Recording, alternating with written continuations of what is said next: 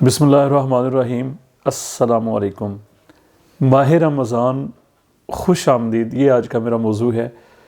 چند دنوں کے بعد پاکستان سمیت پورے اسلامی ورلڈ کی اگر ہم بات کریں، بلکہ پوری دنیا میں انشاءاللہ تعالی رمضان المبارک کا آغاز ہو جائے گا۔ سب سے پہلے اگر ہم رمضان کے میننگز میں تھوڑے سے آپ لوگوں کے سامنے رکھنا چاہتا ہوں کہ رمضان یہ عربک ورڈ ہے، یہ عربی کا لفظ ہے، اور اس کے لفظی معنی جو ہیں وہ ہیں جھلسا دینے والا۔ اب اس کے بارے میں علماء کرام کی دو آراء ہیں۔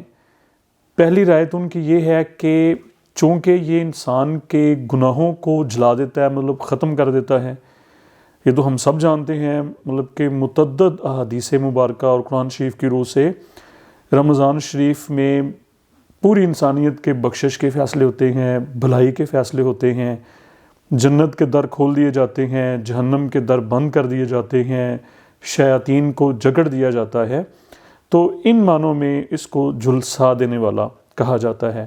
اور ایک دوسرے طبقے کی رائے یہ ہے کہ سب سے پہلا رمضان شریف جب آیا تو وہ سخت گرمی کے دن تھے، تو اس گرمی کی مناسبت سے یہ نام پڑ گیا رمضان، مطلب کہ جی سخت گرمی کی مطلب کے طور پہ اس کو یہ نام دے دیا گیا۔ تو بہرحال پہلے والی رائے ہمیں زیادہ معتبر نظر آتی ہے۔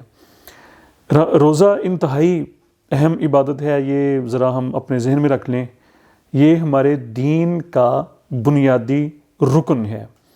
اچھا، روزے کا مقصد دیکھیں، ہم بعض دفعہ ہمارے اکثر اسٹوڈنٹس بھی کوشچن کہ اللہ تعالیٰ کو دیکھیں کیا اس میں حکمت ہے کہ جناب صبح سحری سے لے کے شام تک، مغرب کی اذان تک جتنی حلال چیزیں ہیں ان سے ہمیں منع کر دیا گیا، اپنے کچھ کھانا نہیں، کچھ پینا نہیں، جتنے بھی حلال اور جائز کام ہیں ان سے ہمیں روک دیا گیا۔ اس کی وجہ دو چھوٹی چھوٹی مثالیں میں آپ لوگوں کے سامنے رکھتا ہوں اور پھر اس کے میننگز واضح ہو جائیں گے۔ دیکھیں، ہم جو ڈریسنگ کرتے ہیں عام طور پہ، تو گرمی کے دنوں میں وہ صبح اگر ہم پہنیں تو شام تک یا اگلے دن تک وہ ہماری ڈریس جو ہے وہ میلا ہو جاتا ہے، اس کی جو استری جو کی ڈریس کیا ہوتا ہے وہ خراب ہو جاتی ہے، اور ضرورت ہوتی ہے اس کو کس چیز کی کہ اس کو واش کیا جائے اور جناب اس کو استری کیا جائے، کیوں نہیں ایسے ہے۔ اور دوسری مثال ہماری روزمرہ روٹین کی سواری، مطلب کہ موٹر سائیکل کی آپ مثال لے لیں، بائک کی لے لیں یا گاڑی کی لے لیں، جس پہ ہم روزانہ آفس جاتے ہیں، اپنی کالج جاتے ہیں، یونیورسٹی جاتے ہیں، تو کچھ دنوں کے بعد اس کو اوور ہالنگ کی ضرورت ہوتی ہے، اس کی سروس کی اس کو ضرورت ہو جاتی ہے۔ اگر سروس نہ کروائی جائے تو جناب وہ موٹر سائیکل تو مسنگ کرنا شروع کر دیتی ہے۔ تو یہ دو مثالیں ذرا اپنے ذہن میں رکھیں۔ انسان کو بھی ایسے ہی واش ہونے کی ضرورت ہوتی ہے، مطلب کہ ریفریش ہونے کی ضرورت ہوتی ہے، تر و تازہ ہونے کی ضرورت ہوتی ہے، اور اوور ہالنگ کی ضرورت ہوتی ہے۔ اور روزہ اس کا بہترین ذریعہ، اس کو مائنڈ بنا لیں ذرا اپنا، اس سے بڑھ کے اور کوئی ذریعہ ہے ہی نہیں۔ اب سرکار دو عالم صلی اللہ علیہ وآلہ وسلم کی ایک بڑی مشہور حدیث میں آپ لوگوں کے سامنے رکھنا چاہتا ہوں۔ سرکار دو عالم صلی اللہ علیہ وآلہ وسلم ایک دفعہ مسجد شریف میں ممبر جو ہوتا ہے نا، جس کے اوپر بیٹھ کے تقریر وغیرہ کی جاتی ہے، اب بھی اللہ تعالیٰ آپ لوگوں کو لے جائے، ریاض الجنہ میں سرکار کا ممبر کی جگہ وہ ابھی بھی مختص کی ہوئی ہے۔ تو سرکار دو عالم صلی اللہ علیہ وسلم نے جب ممبر مبارک کے پہلے سٹیپ کے اوپر، مطلب پہلے درجے کے اوپر قدم مبارک رکھا تو سرکار نے فرمایا آمین، دوسرے پہ رکھا پھر فرمایا آمین، اور تیسرے پہ قدم مبارک رکھا تو پھر فرمایا آمین۔ صحابہ کرام کو بتایا کہ جب میں نے پہلے درجے پہ قدم رکھا تو جبریل امین آئے اور انہوں نے ایک دعا کی۔ دعا یہ کی کہ ہلاکت ہے اس شخص کے لیے، یعنی کہ وہ شخص ہلاک ہو جائے جس کو رمضان شریف جیسا اہم مہینہ میسر آیا اور اس کو اتنی فرصت نہ ملی کہ وہ اس کے گناہ اللہ تعالیٰ بخش دے اور وہ جنت کا مستحق بن جائے، یعنی کہ ہلاکت ہے اس شخص کے لیے، جبریل امین کہہ رہے ہیں، اور سرکار دو عالم امام الانبیاء صلی اللہ علیہ وسلم فرما رہے ہیں آمین، مطلب کہ اس کے اوپر سرکار نے اس کو ایکسیپٹ کر لیا، اس دعا کو اس کی تائید کر دی۔ دوسرے پہ فرمایا جب قدم رکھا تو سرکار دو عالم جبریل نے یہ دعا کی کہ اللہ کے رسول صلی اللہ علیہ وسلم وہ شخص تباہ و برباد ہو جائے، اس کے لیے ہلاکت ہے کہ جس کو اللہ تعالیٰ نے پیرنٹس بوڑھے عطا کیے، اس کی زندگی میں وہ بڑھاپے میں پہنچے، ماں یا باپ یا دونوں، اور وہ ان کی اتنی خدمت نہ کر سکا کہ اس کے اوپر جنت واجب ہو جائے، وہ جنتی بن جائے، اس کے کام آسان ہو جائے، اللہ اس سے راضی ہو جائے، اللہ کا رسول اس سے راضی ہو جائے۔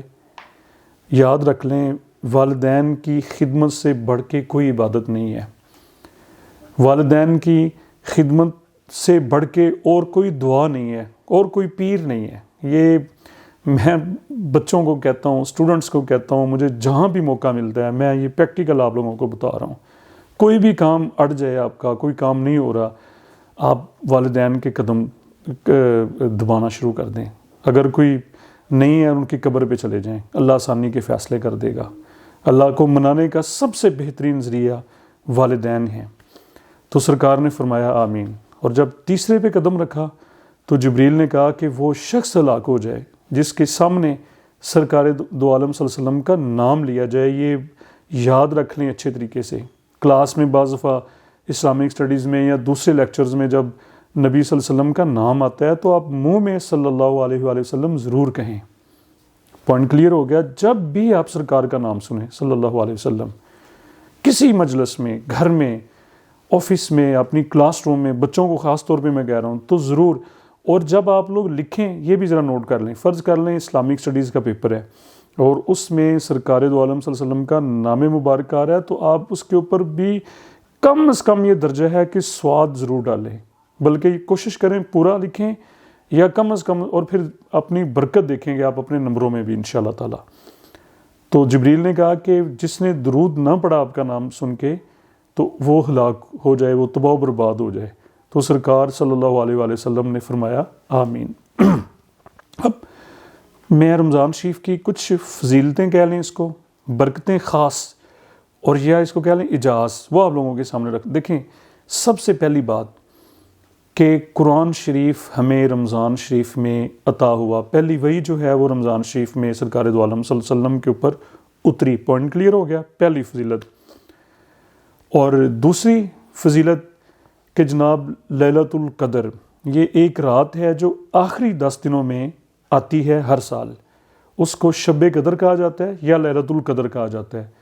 وہ ایک رات 1000 مہینے کے ایکول ہے، بلکہ اس سے زائد ہے۔ مطلب کہ جو اس رات میں آپ عبادت کریں گے، درود شریف پڑھیں گے، نوافل ادا کریں گے، تو آپ یوں سمجھ لیں کہ آپ نے پورے 1000 مہینے سے بھی زیادہ عبادت کی۔ یہ تحفہ ہمیں رمضان شریف کی یہ ایک اہم فضیلت میں یہ شامل ہے۔ اور پھر اس کے علاوہ نماز تراویح، ہمیں قرآن شریف سننے کا اور سنانے کا موقع میسر آتا ہے۔ اللہ تعالیٰ سب کو یہ نصیب کرے۔ اور ایک اور بڑی اہم بات، یہ حدیث کی روح سے یہ بات ہے کہ رمضان شریف میں مومن کا یہ یقین پکا، بہت سارے لوگ ہوتے ہیں جی فکر لگ جاتی ہے پیسے کہاں سے آئیں گے، افطاری، سحری اور یہ سارے، یہ حدیث کا مفہوم ہے، اس کے اوپر یقین ذرا پختہ کریں کہ رمضان شریف میں مومن کا رزق بڑھا دیا جاتا ہے۔ اب دیکھیں ایک دو چیزیں، ایک تو سب سے بہترین عبادت یہ ہے کہ رشتہ داروں کے اوپر خرچ آپ لوگ ضرور کریں، رزق بڑھ جانا ہے۔ آپ نیت کریں کہ جی ہم نے اپنے رشتہ داروں کے اوپر، اہل و عیال کے اوپر خرچ کرنا ہے، یہ اس کا بہترین رمضان شریف کی ایک عبادت ہے۔ دوسرا، ایک ٹائم ٹیبل بنائیں، اب خود کو ہم نے چینج کرنا ہے، کیونکہ یہ ٹریننگ کا مہینہ ہے، اس میں صبر، اور خاص طور پہ ایک بات میں یہ کہنا چاہتا ہوں کہ ہمیں روزے کی حالت میں غصہ بہت زیادہ ہوتا ہے۔ اس کی وجہ یہ ہوتی ہے کہ ٹائمنگ تھوڑی سی ہماری کھانے پینے کی، جو چائے کے عادی ہوتے ہیں، اپنی اپنی طرح سے ہم جو چیزیں وہ نہیں، ہمیں چونکہ وہ روزہ ہوتا ہے تو اس میں بعض دفعہ غصے کو ہم نے کنٹرول کرنا ہے، اور ہم نے ہر کوئی اچھی بری باتیں جو بھی سننے کو ملیں صبر کے ساتھ برداشت کرنا ہے ان کو۔